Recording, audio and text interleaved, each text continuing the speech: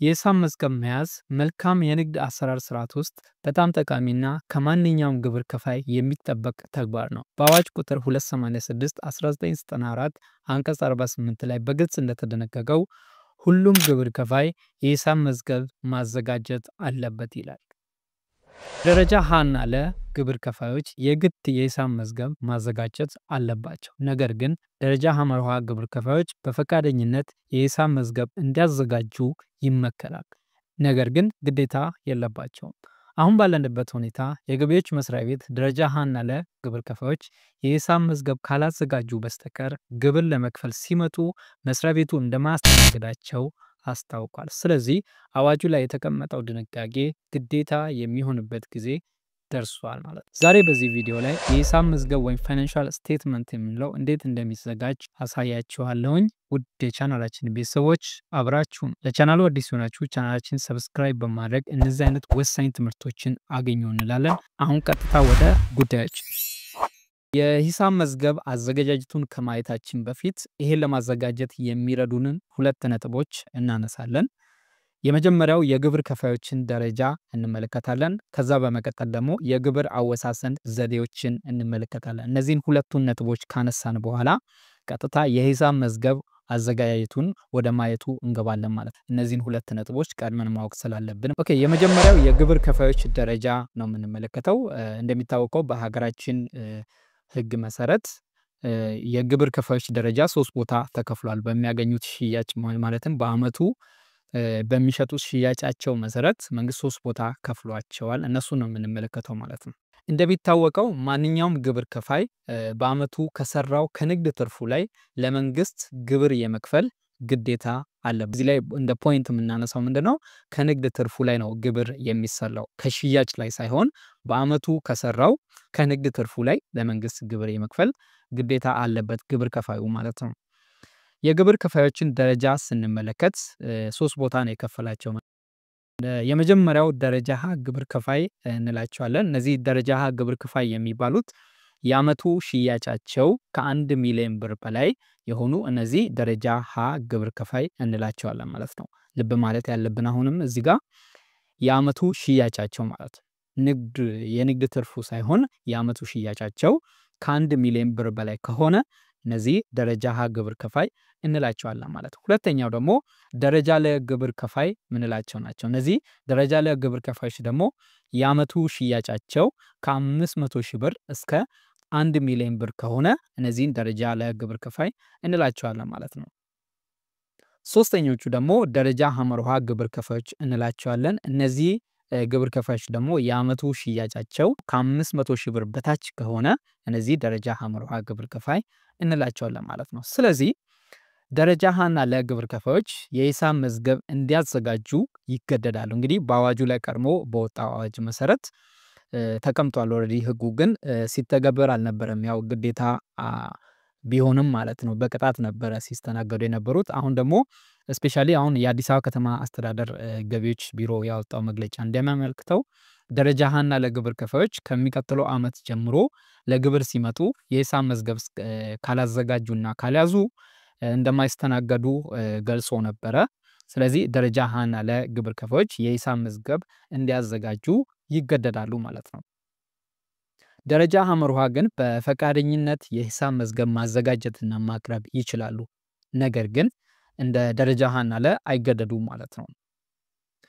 ወደ ሁለተኛ ነጥባችን ስንሄድ የግብር አወሳሰን ዘዴዎችን ነው የምንመለከተው። በሀገራችን የግብር አወሳሰን ዘዴዎች 2 ናቸው። እነዚህ የመጀመሪያው በግምት የሚወሰን የግብር ዘዴ ሲሆን ሁለተኛው ደግሞ በሂሳብ መዝገብ ነው። የመጀመሪያው በግምት መሰረት የሚወሰን የግብር አወሳሰን ዘዴ የታክስ ባለስልጣኑ ግብር ከፋዩ ሊከፍል የሚገባውን ግብር በግምት ሲወስን ማለት ነው። ሁለተኛው ደግሞ በሂሳብ መዝገብ ይሄም ማለት ግብር ከፋዩ ለግብር አወሳሰን ያቀረበው የሂሳብ መዝገብ ሰነዶች ከተጣራ ወይም ከተመረመረ በኋላ በመዝገቡ መሰረት ሊከፍል የሚገባው ግብር ሲወሰን ይሄን በሂሳብ መዝገብ የግብር አወሳሰን ዘዴ ላይ እናካተዋለን ማለት ነው። እነዚህን በስፋት እንመለከታለን። የመጀመሪያው የግምት ግብር ስልቶችን እናያለን። በግምት የሚወሰን ግብር በሶስት አይነት ዘዴዎች የሚከናወን ሲሆን እነዚህም የመጀመሪያው የዕለት ወይም ቀን ገቢን በመገመት የሚወሰን ይሆናል። ሁለተኛው ደግሞ በመረጃ መሰረት የሚወሰን እና ሶስተኛ ደግሞ በቁርጥ የሚወሰን ግብር ይሆናል። እነዚህ ሶስት አይነት ዘዴዎች አሉ። ከሶስቱ በአንዱ ነው የሚከናወነው ማለት ነው። በፌዴራል የታክስ አስተዳደር አዋጅ ቁጥር 983/2008 አንቀጽ 26 በግልጽ እንደተቀመጠው በዕለት ገቢ የሚወሰን ግብር ወይም ደግሞ ኤስቲሜትድ አሴስመንት የግብር ከፋዮችን የንግድ እንቅስቃሴ መሰረት ያደረገ በገቢ መርማሪዎች የህሊና ዳኝነት ተመስርቶ የቀን ገቢ ይገመታል ማለት ነው። ይህም የቀን ገቢ ግምት ወደ አማካኝ ዓመታዊ ገቢ መቀየር ለዚህ በተዘጋጀው ትርፋማነት ምጣኔ ተለይቶ ባለው የገቢ ማስከፊያ ተመን መሰረት ግብሩ የሚጠየቅ ይሆናል ማለት ነው። ሁለተኛው ደግሞ በመረጃ የሚወሰን ይሆናል። የግብር ከፋዩ መዝገብ ከሂሳብ አያያዝ ስርዓትና ከግብር ህጉ አኳያ ተመርምሮ ተቀባይነት ሳያገኝ ሲቀር ከሶስተኛ ወገን በሚገኝ የግዢ ወይም የሽያጭ መረጃ ላይ በመመስረት ግብሩ ይወሰናል ማለት ነው። ይህ በሁለተኛው መንገድ። ሶስተኛው ደግሞ በቁርጥ የሚወሰን ግብር ወይም ደግሞ ፕሪሱምፕቲቭ ታክሴሽን የምንለው ማለት ነው። ግብር ከፋዮቹ መዝገብ ሳይዙ ሲቀሩ ወይም መዝገቡ ተመርምሮ ውድቅ ሲሆን ወይም መዝገቡ የመያዝ የህግ ግዴታ የሌለባቸው የደረጃ ሀመርሃ ግብር ከፋዮች ስለ ግብር ከፋዩ በቀን ገቢ ግምት ወይም ከሶስተኛ ወገን መረጃ ማግኘት ሳይቻል ሲቀር ግብሩ በቁርጥ ይወሰናል ማለት ነው። እንግዲህ መጀመሪያውን በግምት የሚወሰን የግብር አወሳሰን ዘዴ በዚህ መልኩ ካየን፣ ሁለተኛው ደግሞ የሂሳብ መዝገብ የሚባለው የግብር አወሳሰን ዘዴ ነው። ይሄን እናያለን። በመጀመሪያ የሂሳብ መዝገብ ምንድነው የሚለውን እናያለን። እንግዲህ የዛሬው ዋና ነጥባችንም ስለሆነ የሂሳብ መዝገብ ምንድነው የሚለውን በመጀመሪያ ይህን ጥያቄ እንመልስና እንግዲህ እንደሚታወቀው የሂሳብ መዝገብ የኩባንያው ወይም የድርጅቱ በአንድ የተወሰነ የጊዜ ክፍል ውስጥ ያለ የገቢና ወጪ ሁኔታ፣ የንብረትና ዕዳ ሁኔታ እና የገንዘብ እንቅስቃሴን የሚያሳይ መዝገብ ማለት ነው። ስለዚህ የሂሳብ መዝገብ የምንለው ይህ ነው ማለት ነው። የሂሳብ መዝገብ መያዝ ለመልካም የንግድ ስርዓት ውስጥ በጣም ጠቃሚና ከማንኛውም ግብር ከፋይ የሚጠበቅ የንግድ አሰራር ስርዓቱም የሚጠይቀው በመሆኑ በንግድ ስራ ውስጥ ለግብር አሰባሰብና አስተዳደር አመቺ እንዲሆን ከደረጃ ሀመርሃ ግብር ከፋዮች ማለትም የቁርጥ ግብር ከሚከፍሉት በስተቀር ማንኛውም በንግድ ስራ ላይ የተሰማራ ወይም የሚከራዩ ህንፃዎች ባለቤት የሆነ ሰው የሂሳብ መዝገቦችንና ሰነዶችን የመያዝ ግዴታ እንዳለበት በገቢ ግብር አዋጅ ቁጥር 286/1994 አንቀጽ ላይ በግልጽ ተደንግጓል ማለት ነው። ይህም ማለት ግብር ከፋዮች ተጨባጭ ወደሆነ የግብርና ታክስ አወሳሰንና አሰባሰብ ስርዓት እንዲሸጋገሩ ለማድረግ አዋጁና ይህን ለማስፈጸም የወጣው ደንብ የሂሳብ መግለጫዎችና ደጋፊ ሰነዶችን የደረጃ ሀ እና ደረጃ ለ ግብር ከፋዮች ከደረጃ ሀመርሃ ከተመደቡት የቁርጥ ግብር ከፋዮች የተሻለ የንግድ እንቅስቃሴና አመታዊ ሽያጭ እንዲኖራቸው ታሳቢ በማድረግ ተቀባይነት ያገኘውን የሂሳብ አያያዝ መርህን መሰረት በማድረግ የደረጃ ሀና ለግብር ከፋዮች ከየሂሳብ መዛግብቶችና ሰነዶችን እንዲይዙ ኃላፊነት ተጥሎባቸዋል።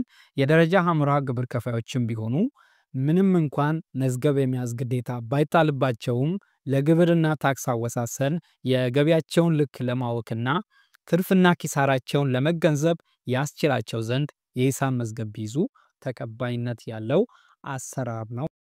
ግብር ከፋዮች የሂሳብ መዝገብ አያያዝ መርሆችን መሰረት ያደረገና በግብር ባለስልጣኑ ዘንድ ተቀባይነት ያለው አያያዝ ሆኖ የደረጃ ሀ ግብር ከፋዮች በየዓመቱ መጨረሻ ላይ የዓመቱን የዕዳና ሀብት መግለጫ እንዲሁም የትርፍና ኪሳራ መግለጫ፣ ያልተጣራው ትርፍ የተሰላበትን የሂሳብ አሰራር ዘዴ የሚያሳይ ሰነድ፣ የሥራ ማስኬጃና የአስተዳደር ወጪን የሚያሳይ ሰነድ፣ ስለ እርጅና ቅናሽ የሚያሳይ ሰነድ እና ሌሎች ደጋፊ የሆኑ ሰነዶችን በመያዝ ለ10 ዓመታት ጠብቀው የማቆየት ግዴታ ሲኖርባቸው ከተከፋይ ሂሳብ ላይ ግብር ቀንሰው የሚያስቀሩ ድርጅቶች ዊዞልድ ኤጀንት የምንላቸው ደግሞ የሂሳብ መዝገብና ደጋፊ ሰነድ በመያዝ ለ5 ዓመታት ጠብቀው የማቆየት ግዴታ ተጥሎባቸዋል። የደረጃ ለግብር ከፋዮች የትርፍና ኪሳራ መግለጫ በየዓመቱ መጨረሻ ለግብር አስገቢ መስሪያ ቤት በማቅረብ ገቢያቸውን በማስታወቅ ባስታወቁት ልክ ግብሩን መክፈል አለባቸው። የደረጃ ሐመርሃ ግብር የሚወሰነው የቁርጥ ግብር አወሳሰን ዘዴን በስራ ላይ በማዋል የሚኒስትሮች ምክር ቤት ባወጣው ደንብ ውስጥ በተመለከተው በንግድ ስራው አይነት፣ በንግድ ስራው ስፋት፣ የንግድ ስራው በሚገኝበት ቦታ ማለትም ለስራው ያለው አመቺነትን ግምት በሰጠ የቁርጥ ግብር አወሳሰን ሰንጠረዥ መሰረት በማድረግ የሚወሰን የግብር መጠን ነው ማለት ነው። በአጠቃላይ የየዘመኑ ሂሳብ በሚሰራበትና ሰነድ በሚዘጋጅበት ወቅት ሰነዱ ትኩረት ሊያደርግባቸው የሚገባቸውን አንዳንድ ነጥቦች እናያለን። የመጀመሪያው ያልተጣራ ትርፍ የተሰላበት የሂሳብ አሰራር ዘዴ የሚያሳይ መሆን። ሁለተኛ ለዕቃ ሽያጭ ምርት ተግባር የሚውሉ ዕቃዎች ዝርዝር የያዘ ሰነድ መሆን። ሶስተኛ የማምረቻና ሌሎች ዕቃዎች የእርጅና ቅናሽ ሀብቶቹን ለመስራት ወይም እነዚሁኑ ሀብቶች ለማሻሻል፣ ለማደስ፣ መልሶ ለመገንባት የተደረገ ወጪ፣ የተወገዱ ዕቃዎች የሽያጭ ዋጋ፣ በተፈጥሮ አደጋ ለወደሙ ንብረቶች የተገኘ ካሳ፣ ለንግድ ስራው ንብረት የተደረገ የጥገናና የማሻሻያ ትክክለኛ ወጪ የሚያሳይ መዝገብና ሰነድ መሆን። አራተኛ ማንኛውንም ግብይት ወይም የንግድ እንቅስቃሴ የተከናወነበት ሰነድ ወይም የንግድ ዕቃን ወደ ውጭ ለመላክ ወይም ወደ ሀገር ውስጥ ለማስገባት የሚያገለግል አንድ ህጋዊ ስነ ስርዓት የተፈጸመበት ሰነድ ወዘተ የያዘ ሊሆን ይገባዋል ማለት ነው። ይሄ የሂሳብ መዝገብ የምንለው የሂሳብ መዝገቡ ቅድም እንዳልነው የግብር ከፋዩን አጠቃላይ የንግድ እንቅስቃሴን በግልጽ የሚያሳይ መዝገብ ነው። እንግዲህ የሂሳብ መዝገብ ለማዘጋጀት ደግሞ ሰነዶች መዘጋጀት አለባቸው። የተለያዩ አይነት ሰነዶች መዘጋጀት አለባቸው። ምክንያቱም እነዚህ ሰነዶች በሌሉበት የሂሳብ መዝገብ ማቅረብ ወይም ደግሞ ማዘጋጀት ስለማይቻል ማለት ነው። እነዚህ ሰነዶች ህጋዊ ሰነዶች እንላቸዋለን። ለምሳሌ ያህል የመጀመሪያው የሽያጭ ደረሰኝ። አሁን ካምፓኒው ለከስተመሮች የተለያዩ እቃዎችን ሲሸጥ በዛ ሰዓት ላይ የሚያዘጋጀው የሽያጭ ደረሰኞች አሉ። እነዛ የሽያጭ ደረሰኞች ህጋዊ ሰነዶች እንላቸዋለን። ሁለተኛ ደግሞ የግዢ ደረሰኞች። ካምፓኒ ወይም ደግሞ ድርጅቱ የተለያዩ ግዢዎችን ሲፈጽም በዛ ሰዓት ያሉ የግዢ ደረሰኞች ማለት ነው። ሶስተኛ ደግሞ ከንግዱ ጋር የሚያያዙ የብድር ሰነዶች። የተለያዩ አይነት ብድሮች ሊዘጋጁ ወይም ደግሞ ሊካሄዱ ይችላሉ ከንግዱ ጋር የተያያዘ ማለት ነው። የቋሚ እቃዎች ሰነድ ይህም ያስፈልጋል። እንግዲህ በድርጅቱ ላይ ያሉ በቋሚነት ተመዝግበው ያሉ የቋሚ እቃዎች እነሱም በሰነድ መቀመጥ አለባቸው። እነዛ ከተቀመጡ ደግሞ ህጋዊ ሰነዶች እንላቸዋለን ማለት ነው። አምስተኛ ከንግዱ ጋር የሚያያዙ የተለያዩ ውሎች። ለምሳሌ የቤት ኪራይ ሊሆን ይችላል፣ የሰራተኛ ቅጥር ሊሆን ይችላል ወዘተ። እነዚህ ውሎችም አንድ ላይ መቅረብ አለባቸው ማለት። ስለዚህ በምሳሌ ያህል እዚህ ጋር የጠቀስናቸው እነዚህ አምስቱን የህጋዊ ሰነዶች እንላቸዋለን። እነዚህም ሰነዶች ደግሞ የሂሳብ መዝገብ ለማዘጋጀት በጣም ወሳኝ ሚና ይጫወታሉ ማለት ነው። እንግዲህ የሂሳብ መዝገቡን ለማዘጋጀት ደግሞ ይህን የሂሳብ መዝገብ ለማዘጋጀት የሚረዱ ዋና ዋና ክፍሎች አሉ። እነሱን እንመለከታለን። እነዚህም ደግሞ የሚዘጋጁት አንደኛ ድርጅቱ የሂሳብ ባለሙያ ካለው በዚህ ባለሙያ መዘጋጀት ይቻላል። በቀላሉ ድርጅቱ የቀጠለው የሂሳብ ባለሙያ ካለው ያ ሂሳብ ባለሙያ ሙሉ እውቀት ካለው ይሄን ለማዘጋጀት ራሱ ማዘጋጀት ይችላል። ከሌለው ደግሞ በሂሳብ አዋቂ እንዲዘጋጅለት ማድረግ ይችላል። በውጪ ሊሰራለት ይችላል ማለት ነው። ስለዚህ ይህ የሂሳብ መዝገብ ከሁለት በአንዱ ባለሙያ የሚዘጋጅ ይሆናል ማለት ነው። በዋናነት የዛሬው ነጥባችን ይህን መዝገብ በራሳችሁ ማዘጋጀት እንድትችሉ ለማድረግ የታለመ ነው። ካልሆነም ግን ከላይ በጠቀስናቸው ባለሙያዎች ቢሰራም ቢያንስ እያንዳንዱ መዝገብ እንዴት እንደተሰራ ምን እንደያዘና ምን እንደጎደለው ለማጣራት እውቀቱ ቢኖራችሁ ጥሩ ስለሆነ ይህን ግንዛቤ ለመስጠት አሁን ቀጥታ ይህን የሂሳብ መዝገብ ለማዘጋጀት የሚረዱንን 5 ዋና ዋና ክፍሎችን በዝርዝር እያየን ጎን ለጎን ደግሞ መዝገቡ እንዴት እንደተዘጋጀ እና እንዴት እንደሚዘጋጅ ለማየት እንሞክራለን ማለት ነው። የመጀመሪያው የሀብትና ዕዳ መግለጫ ወይም ደግሞ ባላንስ ሺት የምንለው ይሆናል ማለት ነው። ይህ መዝገብ በሌላ አጠራሩ ስቴትመንት ኦፍ ፋይናንሻል ፖዚሽን ተብሎ ይታወቃል። መዝገቡም ኩባንያው በተወሰነ ቀን ላይ ያለውን ሀብት ወይም ደግሞ አሴት የምንለውን ዕዳ ወይም ሊያቢሊቲስ እና የባለቤትነት ዋጋ ወይም ደግሞ ኦነርስ ኢኩዊቲ የሚያሳይ የገንዘብ መረጃ መዝገብ ነው ማለት ነው። ዓላማውም የኩባንያውን የገንዘብ አቀማመጥ በአንድ ላይ ለማሳየት የሂሳብ ስሌቱን ስንመለከት ደግሞ አሴትስ እኩል ይሆናል አሴት ምንለው ያለው ሀብት ማለት ነው እኩል ይሆናል ሊያቢሊቲ ዕዳ ምንለው ፕላስ ኦነርስ ኢኩዊቲ ማለት ነው የባለቤትነት ዋጋ ይሄ የሂሳብ ስሌቱ ይሆናል ማለት ነው። አሴትስ እኩል ይሆናል ሊያቢሊቲስ ሲደመር ኦነርስ ኢኩዊቲ ተብሎ ይታወቃል። ይሄ የሂሳብ ስሌቱ ማለት ነው። ኦኬ በዚህ የሀብትና ዕዳ መግለጫ ወይም ባላንስ ሺት ላይ ያሉ ዋና ዋና ክፍሎችን ስንመለከት የመጀመሪያው እንግዲህ በዋናነት 3 ቦታ ነው የምንከፍለው ይሄን የባላንስ ሺት የምንለውን አሴት ሊያቢሊቲ እና ኦነርስ ኢኩዊቲ ብለን ማለት ነው። ከፋፍለን ስንመለከት ደግሞ አሴት ወይም ደግሞ ሀብት የምንለው ኩባንያው ያለው ንብረት መጠቀሚያ መሳሪያ እና የተቀመጠ ገንዘብ ማለት ነው። ይሄን 2 ቦታ እንከፍለዋለን። የመጀመሪያው ከረንት አሴት የምንለው ነው። ከረንት አሴት ወይም ደግሞ የቅርብ ጊዜ ሀብት ማለት ነው። ይሄም በውስጡ የሚይዛቸው ገንዘብ በባንክ ወይም ደግሞ በእጅ ያለ የሽያጭ ብድር ወይም ደግሞ አካውንት ሪሲቨብል የምንለው። ሶስተኛው እቃዎች ወይም ደግሞ ኢንቨንተሪ የምንለው።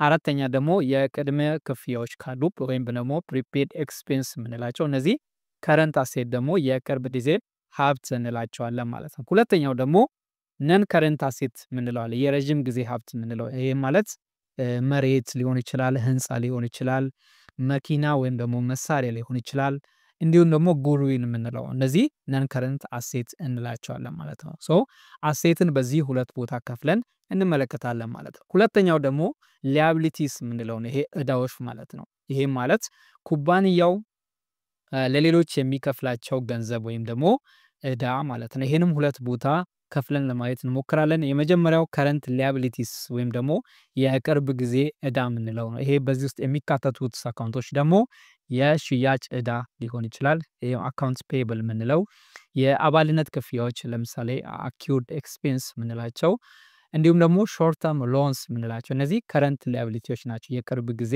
ዕዳዎች ማለት ነው። ሁለተኛው ደግሞ ሎንግ ተርም ሊያቢሊቲ የሚባለው ይሄም የረጅም ጊዜ ዕዳ የሚባለው ማለት ነው። ይሄም ለ10 ወይም 5 ዓመት የሚከፈል ብድር ማለት ነው። ባንክ ሎንስ ሊሆን ይችላል፣ ቦንዶች ሊሆኑ ይችላሉ። ስለዚህ እነዚህ ሎንግ ተርም ሊያቢሊቲ እንላቸዋለን ማለት ነው። ሶስተኛው ኦነርስ ኢኩዊቲ ወይም ደግሞ የባለቤትነት ዋጋ ምንለው ነው ማለት ነው። በዚህ ውስጥ የሚካተቱ ደግሞ ካፒታል ሊሆን ይችላል፣ ሪቴን ኤርኒንግ ሊሆን ይችላሉ ማለት ነው። ሶ እነዚህ የሀብትና ዕዳ መግለጫ ዋና ዋና ክፍሎች ናቸው። የባላንስ ሺት ዋና ዋና ክፍሎች ማለት ነው። ይሄን ደግሞ ስታዘጋጁ ለሳምፕል እኔ አሁን እዚህ ጋር ያዘጋጀሁት አለ የሆነ ካምፓኒያችሁን ስም ከላይ ትጽፉና የባላንስ ሺት እዚህ ጋር ስሙን ታስገባላችሁ። ከዛ በኋላ ደግሞ አሁን ያየናቸውን እነዚህን ክፍሎች በዚህ መልኩ አስቀምጣችሁ መስራት ትችላላችሁ ማለት ነው። ለምሳሌ ከላይ ከረንት አሴት ላይ ካሽ ለምሳሌ 20 ሺህ ብር ካለ፣ አካውንት ሪሲቨብል 10 ሺህ ካለ፣ ኢንቨንተሪ 25 ሺህ ካለ ቶታል ከረንት አሴቱ እነዚህ ከረንት አሴቶች ናቸው። ቶታል ከረንት አሴቱን ለመስራት ሙሉ መደመር ነው። እነዚህ በዚህ መልኩ ትደምራላችሁ። ከዛ በኋላ ደግሞ ነን ከረንት አሴት የሚባሉ ለምሳሌ እነ ኢኩዊፕመንት ካለ 45 ሺህ ከሆነ ለምሳሌ ቢልዲንግ 50 ሺህ ከሆነ እነዚህም ቶታል ነን ከረንት አሴት አንድ ላይ ስንደምራቸው 95 ሺህ ይመጣሉ። ቶታል አሴቱ ደግሞ ይሄ ማለት ቶታል ከረንት አሴት ሲደመር ቶታል ነን ከረንት አሴት አንድ ላይ ስንደምራቸው 150 ሺህ ብር ይመጣሉ። ይሄ አሴት ፓርት ላይ ያለ ነው ማለት ነው። ሊያቢሊቲ እና ኢኩዊቲን ደግሞ አንድ ላይ መስራት ትችላላችሁ። ለምሳሌ ሊያቢሊቲን 2 ቦታ ከፍለን ቅድም እንዳየነው ከረንት ሊያቢሊቲ ለምሳሌ አካውንት ፔብል 15 ሺህ ብር ከሆነ አኪውድ ኤክስፔንስ 5 ሺህ ብር ከሆነ እነዚህን ሁለቱን አንድ ላይ ስትደምሩ ቶታል ከረንት ላያቢሊቲ ታገኛላችሁ። አንድ ላይ 20 ሺህ ብር ይሆናል ማለት ነው። ሌላኛው ሎንግ ተርም ላያቢሊቲን ደግሞ ለምሳሌ ባንክ ሎን ካለ የባንክ ብድር ምናምን ካለ 30 ሺህ ብር ይሄን ስለዚህ ቶታል ላያቢሊቲውን ስናሰላ እዚህ ጋር ቶታል ከረንት ላያቢሊቲ ሲደመር ሎንግ ተርም ላያቢሊቲ አንድ ላይ ስንደምር 50 ሺህ ብር ይመጣል። በዚህ ምሳሌ መሰረት ማለት ነው። ይሄ ላያቢሊቲ ፓርት ነው። ኦነርስ ኢኩዊቲ ደግሞ ካፒታልና ሪቴርን ኤርኒንግ ይወስዳል። ምሳሌ ካፒታል ለምሳሌ 80 ሺህ ብር ካለ ሪቴርን ኤርኒንግ 20 ሺህ ብር ካለ ቶታል ኢኩዊቲን ለመስራት አጠቃላይ 80 ሺህ ሲደመር 20 ሺህ 100 ሺህ ብር ይመጣል። ሶ ቶታል ላያቢሊቲ እና ኢኩዊቲን አንድ ላይ ስንደምር ደግሞ 150 ሺህ ብር ይመጣል ማለት ነው። ሶ አሁን እዚህ ጋር በዋናነት ማየት ያለባቸው ይሄ ባላንስ ሽቱ ቅድም የሂሳብ ስሌቱን አይተን ነበር። እዚህ ጋር ትዝ የሚላችሁ ከሆነ አሴት እኩል ይሆናል ላያቢሊቲ ሲደመር ኦነርስ ኢኩዊቲ፣ አሴት እኩል ይሆናል ላያቢሊቲ ሲደመር ኦነርስ ኢኩዊቲ። ይሄ ባላንስ መምጣት አለበት ማለት ነው። ሶ እዚህ ጋር አሁን እንደተመለከታችሁት አሴት ስንት ነው? 150 ሺህ ብር ነው። ቶታል ላያቢሊቲ ሲደመር ኢኩዊቲ ደግሞ ስንት ነው? 150 ሺህ። ስለዚህ ባላንስ መጥቷል ማለት ነው። ስለዚህ በዚህ መልኩ የሀብት ዕዳና መግለጫ ወይም ደግሞ ባላንስ ሽት በዚህ መልኩ በቀላሉ በራሳችሁ ማዘጋጀት ትችላላችሁ።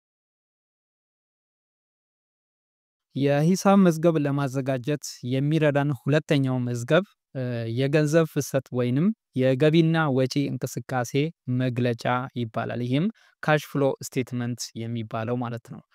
ይህ መዝገብ የኩባንያው በአንድ የግብር ወቅት ውስጥ ከተለያዩ ንግድና የባንክ እንቅስቃሴዎች የተነሳ የገንዘብ መግቢያና መውጫን የሚያሳይ የፋይናንስ መዝገብ ነው ማለት ነው። ዓላማውም የመጀመሪያ ዓላማው ኩባንያው በአሁኑ ሰዓት ያለውን ትክክለኛ የገንዘብ እንቅስቃሴ ለማሳየት ይሆናል። ሁለተኛው በተለያዩ ንግድ ሂደቶች ውስጥ ገንዘብ እንዴት እንደሚመጣና እንዴት እንደሚወጣ ይሄን ለማሳየት ይሆናል። ሶስተኛው ደግሞ ለባንክ ለኢንቨስተሮች እና ለአስተዳደር ውሳኔ ለመስጠት ይሆናል ማለት እነዚህ ዓላማዎቹ ናቸው ዋናው ማለት ነው። በዚህ መዝገብ ላይ ደግሞ ዋና ዋና ክፍሎችን እንመለከታለን።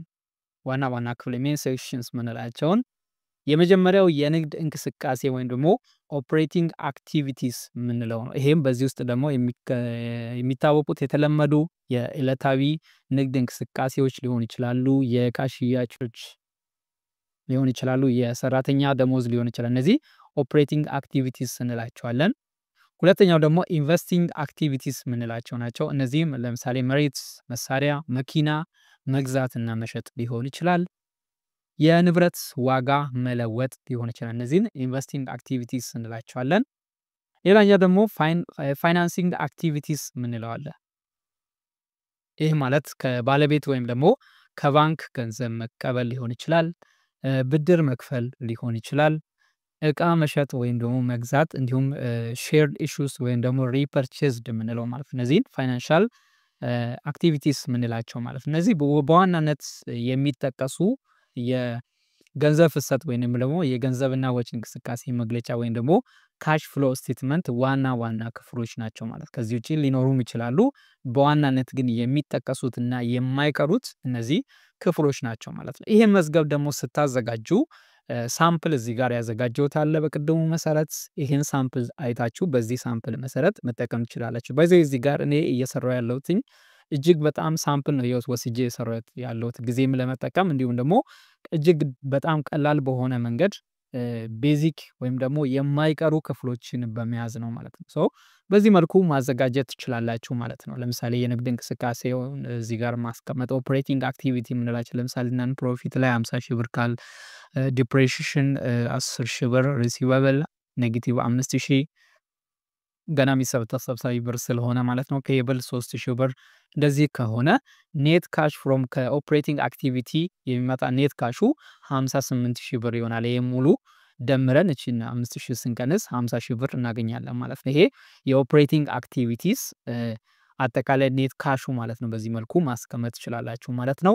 ሌላም ካለ መጨመር ትችላላችሁ። እዚህ ጋር እኔ እንደ ሳምፕል ነው ያስገባሁት ማለት ነው። ሌላኛው ደግሞ ኢንቨስቲንግ አክቲቪቲስ ምንለው በዚህ ስር ለምሳሌ ፐርቼዝ ኦፍ የዕቃ ግዢ ላይ የዋለ 20 ሺህ ብር ካለ ያው ወጪ ስለሆነ በዚህ መልኩ ይቀመጣል። ኔጌቲቭ ተብሎ ነው የሚቀመጠው። ሴልስ ኦፍ ላንድ ለምሳሌ የተሸጠ መሬት ካለ ኢንቨስቲንግ አክቲቪቲ ላይ ቅድም እንዳየነው መሬት ምናምን ሊኖር ስለሚችል ማለት ነው። የተሸጠ መሬት ለምሳሌ 10,000 ብር የተሸጠ መሬት ካለ በዚህ መልኩ ማስቀመጥ ትችላላችሁ። ይሄን ኔት ካሽ ፍሮም ከኢንቨስቲንግ ያለ ኔት ካሹ ኔጌቲቭ 10,000 ብር ነው የሚሆነው ማለት ነው። 20,000 ብር ገና እንደ ዕዳ የወጣ ስላለ ማለት ነው። ሌላኛው ደግሞ ፋይናንሲንግ አክቲቪቲስ ምንለው አለ። ይሄ ለምሳሌ ባንክ ሎን ሪሲቭድ ካለ ከባንክ የምንቀበለው ብር ካለ 30,000 ብር በዚህ መልኩ ማስቀመጥ ትችላላችሁ። ዲቫይደንድ ፔድ ምንለው ኔጌቲቭ 5,000 ብር ካለ በዚህ መልኩ ማስቀመጥ ትችላላችሁ። ኔት ካሽ ፍሮም ከዚህ ከፋይናንሲንግ የሚመጣ ኔት ካሹ ይህን ስደምሩት 25,000 ብር ይመጣል። 30,000 ሲቀነስ 5,000 25,000 ብር ይመጣል ማለት። ኔት ካሹ ደግሞ እነዚህ ሶስቱን አንድ ላይ ስደምሩ ኔት ካሹ ከኦፕሬቲንግ ሲስተም ከኦፕሬቲንግ አክቲቪቲስ የመጣ ኔት ካሽ፣ ከኢንቨስቲንግ አክቲቪቲ የመጣ ኔት ካሽ እንዲሁም ደግሞ ከፋይናንሲንግ አክቲቪቲ የመጣ ኔት ካሽ እነዚህን ሶስቱን አንድ ላይ ስደምሯቸው 73,000 ብር ይመጣል ማለት ነው። ኦፕኒንግ ካሽ ባላንስም ካለ ለምሳሌ 10,000 ብር ከሆነ የፋይናሊ ክሎዚንግ ካሽ ባላንሱ መጨረሻ ላይ ሲዘጉ ይሄ ኦፕኒንግ ካሽ ባላንስ መጀመሪያ ሲከፈት የነበረ ነው። ሲዘጋ ደግሞ ክሎዚንግ ካሽ ባላንሱ ደግሞ 73,000 ሲደመር 10,000 ብላችሁ 83,000 በዚህ መልኩ ማስቀመጥ ትችላላችሁ ማለት ነው። እጅግ በጣም ቀላል በሆነ መንገድ ካሽ ፍሎ ስቴትመንትን በዚህ መልኩ ማዘጋጀት ትችላላችሁ። እንዲሁም ደግሞ የተዘጋጀ ካለ በዚህ መልኩ አይታችሁ መረዳት ትችላላችሁ።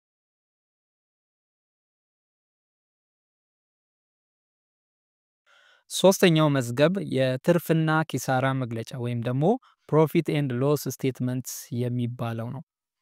ይህ መዝገብ በሌላ አጠራሩ ኢንካም ስቴትመንት ይባላል። ይህም ኩባንያ ወይም ደግሞ ድርጅቱ በተወሰነ የጊዜ ክፍል ለምሳሌ 1 ወር፣ 6 ወራት ወይንም 1 ዓመት ውስጥ ያገኘውን ገቢና ወጪ የሚያሳይ መዝገብ ነው ማለት ነው። የመዝገቡም ዓላማ ድርጅቱ ባሳለፈው ጊዜ ውስጥ ትርፍ ማግኘቱን ወይም ኪሳራ ላይ መሆኑን ለማወቅ ይሆናል ማለት ነው።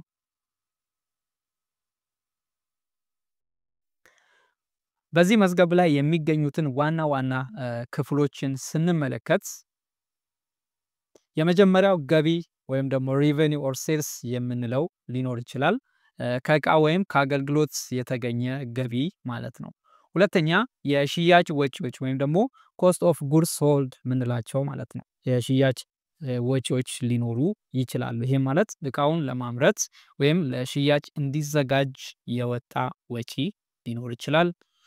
ሌላ ደግሞ ከገቢ ጋር ቀጣይ የሆኑ ወጪዎች ሊኖሩ ይችላሉ ማለት ነው። ይሄን የሽያጭ ወጪ ወይም ደግሞ ኮስት ኦፍ ጉድስ ሶልድ ምንላቸዋለን ማለት ነው። ሶስተኛ የመጀመሪያ ትርፍ ወይም ደግሞ ግሮስ ፕሮፊት የምንለው ይሄን ለማስላት የመጀመሪያ ትርፍ እኩል ይሆናል ገቢ ከላይ ያለው ማለት ነው ሪቬኒው ኦር ሴልስ የምንለው ሲቀነስ የሽያጭ ወጪ ይሄም ኮስት ኦፍ ጉድስ ሶልድ የምንለው ይሄን አቀናንሰን ነው የምናገኘው ማለት ነው። ሶ የመጀመሪያ ትርፍ እኩል ይሆናል ገቢ ሲቀነስ የሽያጭ ወጪ ማለት ነው። ይሄን በማስላት የመጀመሪያ ትርፍ ወይም ደግሞ ግሮስ ፕሮፊት የምንለውን እናገኛለን ማለት ነው። አራተኛ የአስተዳደር ወጪዎች ወይም ደግሞ ኦፕሬቲንግ ኤክስፔንስስ ምንላቸው ማለት ነው። እነዚህም የቤት ኪራይ ሊሆን ይችላል፣ ደሞዝ ሊሆን ይችላል፣ ኤሌክትሪክ ሊሆን ይችላል፣ የመሳሰሉ አስተዳዳሪ ወጪዎች ሊሆኑ ይችላሉ ማለት ነው።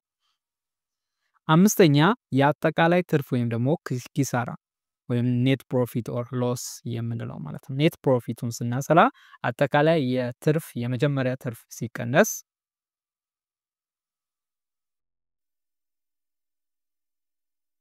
አጠቃላይ ትርፍ እኩል ይሆናል እንልና የመጀመሪያ ትርፍ ሲቀነስ የመጀመሪያ ትርፍ ማለት ግሮስ ፕሮፊት ምንለው ሲቀነስ የአስተዳደር ወጪም ኦፕሬቲንግ ኤክስፔንስ ምንለው ማለት ነው። ሶ ይህን አቀናንሰን አጠቃላይ ትርፍ ወይም ደግሞ ኔት ፕሮፊትን እናገኛለን ማለት ነው። እነዚህ እንግዲህ ዋና ዋና የትርፍና ኪሳራ መግለጫ ወይም ደግሞ ፕሮፊት ኤንድ ሎስ ስቴትመንት ላይ የሚገኙ ዋና ዋና ክፍሎች የማይቀሩ ናቸው ማለት። ከዚህ ውጭም ሊኖሩ ይችላሉ፣ በራሳችሁም መጨመር ትችላላችሁ። ግን እነዚህ አብዛኛው መዝገብ ላይ ሊኖር ይችላል እዚህ ላይ ማለት ነው። ይሄ ለማዘጋጀት ደግሞ ሲምፕሊ በዚህ መልኩ አዘጋጅቻለሁ። ለምሳሌ ገቢ ይኖራል ብለናል። እዚህ ጋር ገቢ ኦር ሴልስ ወይም ደግሞ ሪቬኒው የምንለው ለምሳሌ 100,000 ብር ካለ ኮስት ኦፍ ጉድ ሶልድ የምንለው ይሄ ደግሞ 60 ሺህ ብር ካለ የሽያጭ ወጪዎች ማለት ነው 60 ሺህ ብር ቶታሊ ካለ ግሮስ ፕሮፊቱን ለማስላት ደግሞ ምን እናደርጋለን? ገቢ ሲቀነስ ኮስት ኦፍ ጉድ ሶልድ የምንለው አድርገን እናሰላዋለን ማለት ነው። 100 ሺህ ሲቀነስ 60 ሺህ 40 ሺህ ብር እናገኛለን ማለት ነው። ሌላ ደግሞ የአስተዳደር ወጪዎች ወይም ደግሞ ኦፕሬቲንግ ኤክስፔንስ ካለ 25 ሺህ ብር ነው የሚሆነው። ኔት ፕሮፊቱ ደግሞ በቀላሉ ግሮስ ፕሮፊት ሲቀነስ ኦፕሬቲንግ ኤክስፔንስ ብለን በዚህ መልኩ እናገኘዋለን ማለት ነው። 40 ሺህ ብር ሲቀነስ 25 ሺህ ብር እኩል ይሆናል 15 ሺህ ብር ይሆናል ማለት ነው። ሶ በዚህ መልኩ ፕሮፊት እና ሎስ ስቴትመንትን በዚህ መልኩ ማዘጋጀት እንችላለን። የተዘጋጀውን በዚህ መልኩ አይተን መረዳት እንችላለን። በዚህ እኔ እዚህ ጋር ቅድም እንደነገርኩት ሳምፕል ነው የተጠቀምኩት። ከዚህ ውጪ መጨመር ትችላላችሁ። ከዚህ ላይም ደግሞ መቀነስ ትችላላችሁ እንደ የካምፓኒያችሁ ወጪ መሰረት ማለት ነው። ሶ በዚህ መልኩ ማዘጋጀት ትችላላችሁ ማለት ነው።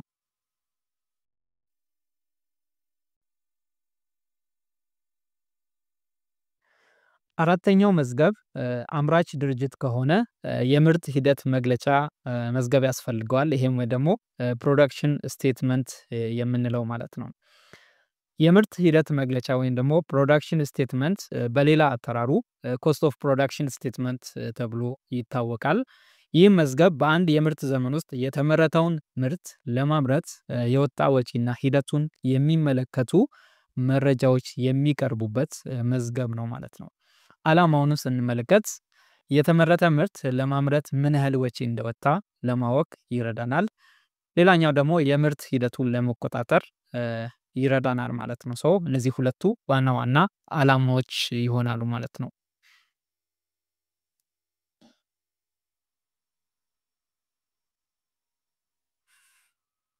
ከዚህ በመቀጠል ከዚህ ሂሳብ መዝገብ ጋር የሚነሱ ዋና ዋና ክፍሎች አሉ። እነሱን እንመለከታለን። ዋና ዋና ክፍሎቹን ስንመለከት የመጀመሪያው ለምሳሌ የንጹህ ንብረት መጀመሪያ ተመን ወይም ደግሞ ኦፕኒንግ ሮ ማቴሪያልስ የምንለው ይሆናል። ይህም ማለት በምርት ዘመኑ መጀመሪያ የነበረ ንብረት ዋጋ ማለት ነው። ሁለተኛ ደግሞ የተገዛ ንብረት ወይም ደግሞ ሮ ማቴሪያልስ ፐርቼዝ ለምንለው በዘመኑ ውስጥ በዚያ ምርት ዘመን ውስጥ ከውጭ የተገዛ ንብረት ካለ የሱ ዋጋ ማለት ነው። ሶስተኛ የንብረቱ መጠን ቶታል ሮ ማቴሪያልስ ይሄም ማለት መጀመሪያ የነበረው ንብረት ሲደመር የተገዛ ንብረት ዋጋቸውን አንድ ላይ ደምረን የምናገኘው ማለት ነው። አራተኛው የመጨረሻ ንብረት ወይም ደግሞ ክሎዚንግ ሮ ማቴሪያልስ የምንለው ይሄ ማለት በምርት ዘመኑ መጨረሻ የቀረው ንብረት ዋጋ ማለት ነው፣ የንብረቱ ዋጋ ማለት ነው። አምስተኛ ጥቅም ላይ የዋለ ንጹህ ንብረት ወይም ደግሞ ሮ ማቴሪያልስ ኮንሲውድ የምንለው ካምፓኒ ሲጠቀመው ሮ ማቴሪያል ማለት ነው። ይህን ለማስላት ደግሞ የንጹህ ንብረት መጠን ሲቀነስ የመጨረሻ ንብረት አድርገን ይህን በመቀነስ እናገኘዋለን ማለት ነው። በምሳሌ ስለምንመለከተው እንመለስበታለን። ስድስተኛ ደሞዝና ሌሎች የምርት ወጪዎች ዌክስ ኤንድ አዘር ዳይሬክት ኮስት የምንላቸው ማለት ነው። ይሄም የስራ ኃይል ወጪ ሊሆን ይችላል፣ ኤሌክትሪክ ሊሆን ይችላል፣ የመሳሪያና ሌሎች ቀጣይ ወጪዎች ሊሆኑ ይችላሉ ማለት ነው። ሰባተኛው የአጠቃላይ ወጪ ይሄ ማለት ቶታል ፕሮዳክሽን ኮስት የምንለው ይሄን ለማስላት ደግሞ ከላይ የተጠቀምናቸው በጥቅም ላይ የዋሉ ሮ ማቴሪያልስ ኮንሲውምድ እና ደሞዝ እንዲሁም ደግሞ ሌሎች ወጪዎችን አንድ ላይ በመደመር የምናገኘው ወጪ ማለት ነው።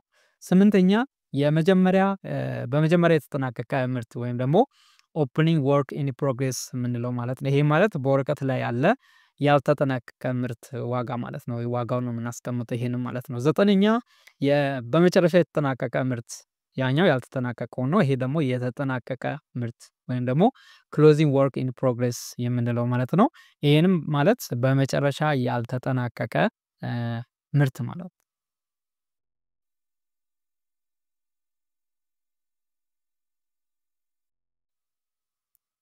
በመጨረሻ ያልተጠናቀቀ የምርት ዋጋ ማለት ነው። ይሄም ዋጋው ይቀመጣል ማለት ነው። አስረኛ የተጠናቀቀ ምርት አጠቃላይ ወጪ ወይም ደግሞ ኮስት ኦፍ ፊኒሽድ ጉድ የምንለው ማለት ነው። የአጠቃላይ ወጪ ሲደመር ኦፕኒንግ ወርክ ኢን ፕሮግሬስ ሲቀነስ ክሎዚንግ ወርክ ኢን ፕሮግሬስ ይህን በመቀነስ የምናገኘውን አጠቃላይ ወጪ ሲደመር ኦፕኒንግ ወርክ ኢን ፕሮግሬስ ሲቀነስ ክሎዚንግ ወርክ ኢን ፕሮግሬስ አድርገን የምናገኘው አጠቃላይ የተጠናቀቀ ምርት አጠቃላይ ወጪ ይሆናል ማለት ነው። ይህም በምሳሌ ስንመለከት ይኸው በዚህ መልኩ ማዘጋጀት ትችላላችሁ። ለምሳሌ መጀመሪያ የነበረ ንብረት 10,000 ብር ከሆነ ዋጋው ማለት ነው። እዚህ ጋር የሚቀመጠው የብሩ መጠን ወይም ደግሞ የንብረቱ ዋጋ ነው የሚሆነው። ለምሳሌ የመጀመሪያ ንጹህ ንብረት የንብረቱ 10,000 ብር ከሆነ የተገዛ ንብረት ካለ ለምሳሌ 50,000 ብር የተገዛ ንብረት ካለ በዚህ መልኩ ታስቀምጣላችሁ። ድምሩን ስታሰሩ ደግሞ 60,000 ብር ይመጣል፣ ሁለቱን ስደምሩ ማለት ነው። የመጨረሻ ንጹህ ንብረት ይሄ የመጨረሻ ንብረት የምንለው ለምሳሌ ኔጌቲቭ 15,000 ብር ከሆነ ይሄ ማለት ክሎዚንግ ሮው ማቴሪያልስ የምንለው በዘመኑ በዛ በምርት ዘመኑ መጨረሻ ላይ የቀረ የንብረት ዋጋ ማለት ነው። የኔጌቲቭ 15,000 ብር ያስቀመጥኩት ጥቅም ላይ የዋለ ንብረት ደግሞ ይሄን ለማስላት በቀላሉ እናደርጋለን። ቅድም እነዚህን ሁለቱን ደምረን ያገኘነውና እዚህ ጋር የመጨረሻውን ንብረት ንጹህ ንብረት ዋጋ ሁለቱን እንደምራቸዋለን። ይሄ ማለት 60,000 ብር ሲቀነስ 15,000 ብር 45,000 ብር ይሆናል ማለት ነው። የኔጌቲቭ ስለሆነ ነው ሲቀነስ ያልኩት ማለት ነው።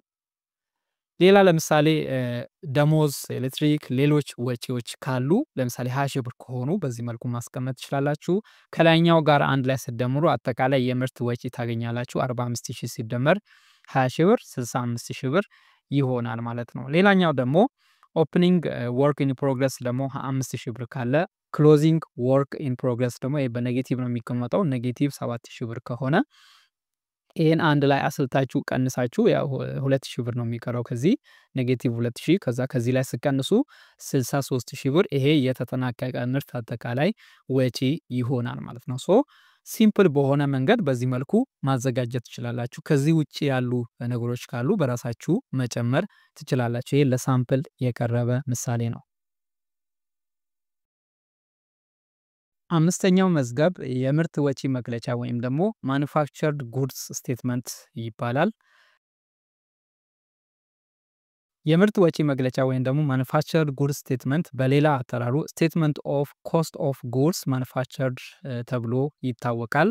ይህ መዝገብ በአንድ የምርት ወቅት ውስጥ ተጠናቆ የተሰራ ምርትን ለማምረት የወጣ አጠቃላይ ወጪን የሚያመለክት የመረጃ መዝገብ ነው ማለት ነው። ዓላማውን ስንመለከት በኩባንያው በተወሰነ ጊዜ የተሰሩ የተጠናቀቁ እቃዎችን ለማምረት ምን ያህል ወጪ እንደተፈጠረ ለማሳየት ይሆናል ማለት ነው ዓላማው። እንደተለመደው ደግሞ በዚህ ውስጥ ያሉ ዋና ዋና ክፍሎችን ስንመለከት ለምሳሌ ኦፕኒንግ ሮ ማቴሪያልስ የምንላቸው ሊኖሩ ይችላሉ። የተገዛ ንብረት ሮ ማቴሪያል ፐርቼዝ ሊኖር ይችላል። የመጨረሻ ንጹህ ንብረት ማለትም ክሎዚንግ ሮ ማቴሪያልስ የምንላቸው እነዚህ ሊኖሩ ይችላሉ። ሮ ማቴሪያል ዩዝድ የተጠቀምናቸው ማለት ነው። የቀጣይ ወጪዎች ለምሳሌ ዳይሬክት ሌበር፣ ዳይሬክት ኤክስፔንስ እነዚህ ሊኖሩ ይችላሉ ማለት ነው። ከዚህ ላይ ፕራይም ኮስቱን ስናሰላ ሮ ማቴሪያል ዩዝድ ሲደመር ዳይሬክት ኮስት ሁለቱን በመደመር ፕራይም ኮስቱን እናገኛለን ማለት ነው። ሌላኛው የአስተዳደር ወጪዎች ሊኖሩ ይችላሉ። ለምሳሌ ፋክተሪ ኦቨርሄድ የምንላቸው ማለት ነው። ቶታል ማኑፋክቸርድ ኮስት የምንላቸው ደግሞ